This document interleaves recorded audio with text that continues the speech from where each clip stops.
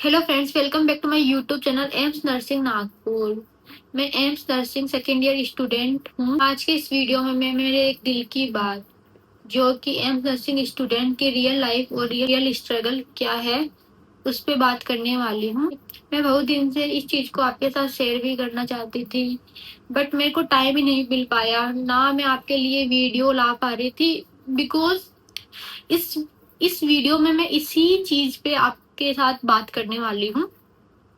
और बट जो भी रीजन हो, मैं इन फ्यूचर ट्राई करूंगी कि आपके लिए जरूर वीडियो लेके आऊं। और आज इस वीडियो में मैं जो बात करने वाली हूँ, उसको शायद हर नर्सिंग स्टूडेंट महसूस करता है कॉलेज लाइफ में। कई लोग सोचते हैं कि नर्सिंग सिर्फ पेशेंट्स की देखभाल करना है, बट रियलिटी ये है कि हम 24 घंटे पेशेंट के साथ भी रहते हैं और हर रात असाइनमेंट्स के साथ भी। कभी कभी तो लगता है कि हम पढ़ाई से ज्यादा लिखने में टाइम दे रहे हैं, क्योंकि जो चीज ओरली पेशेंट्स को इजीली समझा सकते हैं, वही चीज हमसे बार बार लिखवाई जाती है। कभी कभी तो टॉपिक भी ऐसे होते हैं जो क्लास में कभी पढ़ाया ही नहीं गया हो, बस सबमिट टुमारो लिख दिया गया है, बस सबमिट कराना है, बस कराना है। उनको कुछ फर्क नहीं पड़ता, चाहे वो टॉपिक आपको आता हो ना आता हो, आपने उससे कुछ सीखा है नहीं सीखा। असाइनमेंट्स भाई टाइम पे सबमिट हो जाना चाहिए। उसके बाद में उनको आपसे कोई मतलब नहीं है और आपको उनसे कोई मतलब नहीं है।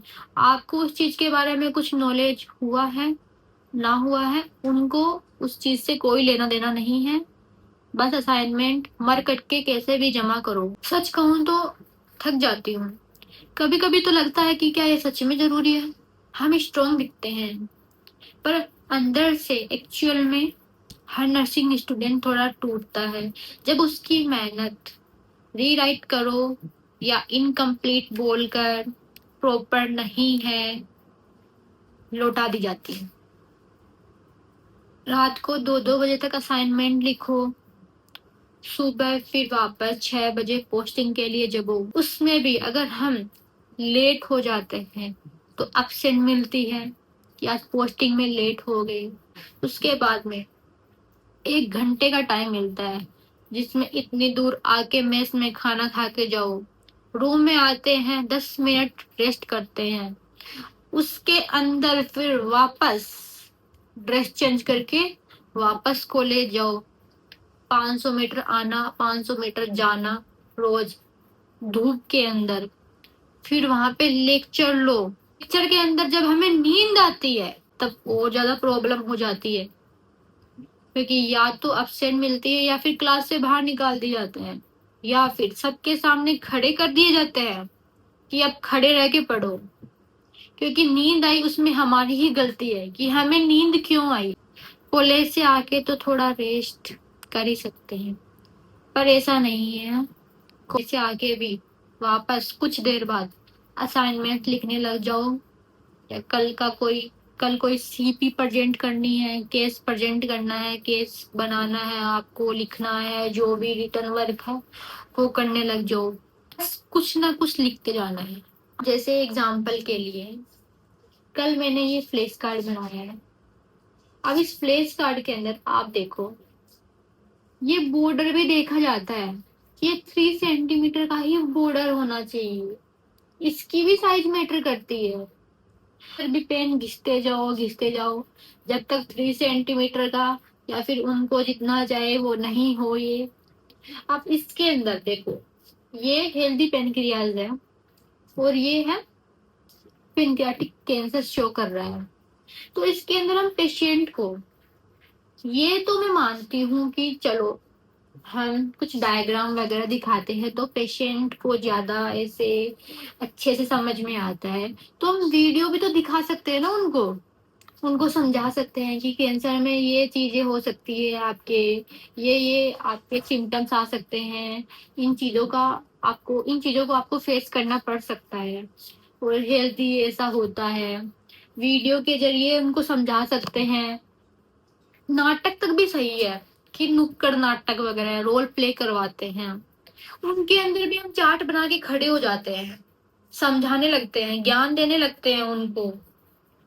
तो वो रोल प्ले में भी उनको हम समझा सकते हैं, रोल प्ले से अच्छे से समझ में आता है उनको ये चार्ट बना के इन चीजों का क्या मतलब है। हम उनको वीडियो के जरिए भी समझा सकते हैं, और किसी का उदाहरण दे के, कोई कहानी बता के जो रियल स्टोरी पे बेस हो, वो भी हम उनको समझा सकते हैं। फैक्ट्स बता के लाइफ के, किसी डिजीज के, वो भी हम उनको समझा सकते हैं। इन चीजों का क्या मतलब है। अगर डायग्राम का भी मतलब है तो उनकी बाउंड्री का क्या मतलब है। इतना सब कुछ सजा के भी अगर पूरा परफेक्ट नहीं है तो नंबर आपको कब मिलेंगे। अब जैसे हमारे क्या है कि फ्लैश कार्ड बनाओ, ऐसा तो आपने बनाया है ही बनाया, इसमें भी दूसरा और क्या आ जाता है कि कुछ डायग्राम पेशेंट को दिखाने हैं, उनको एक तो आप प्रिंट करवाओ, फिर उनको लेमिनेट भी करवाओ। उनका क्या सेंस निकलता है, लेमिनेशन का क्या मतलब है। उनमें हम टाइम दे रहे हैं, वो फोटो निकाल रहे हैं, फोटो प्रिंट करवा रहे हैं, लेमिनेट करवा रहे हैं, वो टाइम वेस्ट नहीं है क्या। पेशेंट को ऐसे समझ में नहीं आता, वीडियो प्रेजेंट करके नहीं समझ में आ सकता क्या। ये 11-11 फेस कार्ड बना रहे हैं, उनको एक डिजीज पे समझाए जा रहे हैं, समझाए जा रहे हैं, समझाए जा रहे हैं, वीडियो के थ्रू समझ में आ सकता है उनको। और भी कई तरीके हैं उनको समझाने के, एग्जाम्पल दे के, रियल लाइफ फैक्ट्स बता के, डिजीज के बारे में कुछ भी समझा सकते हैं हम। पर से आ जाती है अटेंडेंस। 80% अटेंडेंस कंपल्सरी है। छुट्टी लो, देख के लो कि 80% अटेंडेंस से कम ना हो जाए। उसका कंपनसेशन का कोई भी सिस्टम नहीं है अब सेकेंड ईयर से। फर्स्ट ईयर में तो फिर भी हम लाइब्रेरी में बैठ के कंपनसेशन कर सकते थे, अब सेकेंड ईयर में तो वो भी हटा दिया है। दूसरा, एम्स नर्सिंग के अंदर क्लिनिकल के पूरे 100% अटेंडेंस होनी चाहिए। 720 आवर्स मतलब पूरे घंटे आपको कंप्लीट करने हैं। सेकेंड ईयर में तो अब तो थ्योरी क्लासेस का तो कंपनसेशन ही हटा दिया है। फर्स्ट ईयर में तो फिर भी लाइब्रेरी में बैठ के आप उन घंटों का कंपनसेशन कर सकते थे। बट अब सेकेंड ईयर में 80% से अटेंडेंस कम है तो उनका भी कोई कंपनसेशन नहीं होगा। क्लिनिकल्स का फिर भी आप किसी हॉलीडे या फिर वेकेशन में कर सकते हैं। बट कंपनसेशन, क्लिनिकल्स का कंपनसेशन करना भी बहुत मुश्किल रहता है, क्योंकि कंपनसेशन ये देते हैं टाइम जब कोई मतलब एनुअल फंक्शन हो कॉलेज का, या फिर विंटर वेकेशन हो, समर वेकेशन हो। समर में बहुत गर्मियां पड़ती है और विंटर में सबको घर जाना रहता है, क्योंकि इतने दिन से कोई जाते नहीं है घर पे। और फिर एनुअल फंक्शन में भी कंपोजिशन नहीं हो पाता है। और अगर ज्यादा जैसे बीमार हो गया, 1-2 दिन का कंपोजिशन तो फिर भी चलता है, बट उतना ज्यादा एब्सेंट नहीं हो सकते ना क्लिनिकल्स में भी। और ऊपर से असाइनमेंट्स का बहुत स्ट्रेस रहता है। और जो 1-2 दिन की जो कंपनसेशन मैंने बताई है क्लिनिकल्स की, वो भी हम छुट्टियां कब ले सकते हैं, जब हम अगर बीमार हो गए, मतलब ऐसी कंडीशन आ गई कि हम जा ही नहीं सकते हॉस्पिटल, उस कंडीशन में हम अब्सेंट रहते हैं। बाकी तो हम सोच भी नहीं सकते कि कंपनसेशन करना भी डिफिकल्ट रहता है, उसका एक अलग से स्ट्रेस और आ जाता है। फिर एक और बात, हेल्थ एजुकेशन को प्रेजेंट करना, पेशेंट को एजुकेशन देना, चलो वहां तक भी ठीक है, बट एजुकेशन देने से पहले उनको लिख के देना कि हम कैसे कैसे ये प्रेजेंट करेंगे, फ्लैश कार्ड्स बनाएंगे, चार्ट बनाएंगे, उस डिजीज के बारे में पूरा लिख के, और सिम्टम्स सब कुछ जो भी टॉपिक है वो सबमिट और करवाना रहता है कॉलेज के अंदर।